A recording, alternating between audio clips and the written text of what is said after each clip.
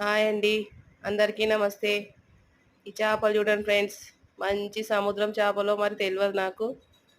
మా ఆయన అయితే శ్రీశైలం పోయి తీసుకొని వచ్చిండండి. శ్రీశైలం వెళ్ళినప్పుడైతే వాళ్ళ ఫ్రెండ్స్ తోటి ఈ చేపలైతే తెచ్చిండు.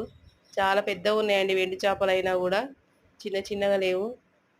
కర్రీ చేయమంటే నేను కర్రీ చేసి ఎవరు తిననులే అని ఫ్రై చేస్తున్నా. ఒక ఆనియన్ అయితే కోసినానండి. కొంచెం ఆయిల్ పోసి అయితే చేపలు ఫ్రై చేస్తున్నా. అవి సేమ్ వెండు చేపలు కానీ పచ్చి చేపల్లానే ఉన్నాయండి. చాలా అంటే చాలా బాగున్నాయి. ఫ్రెష్గా ఉన్నాయి చేపలు అయితే. మంచిగా వాటర్ పోసి కడుగుతున్నా. వేయించిన తర్వాత వాటర్ పోసి కడుగుతున్న చేపల్ని. ఉట్టి ఫ్రై చేసానండి, కర్రీ చేయలేదు.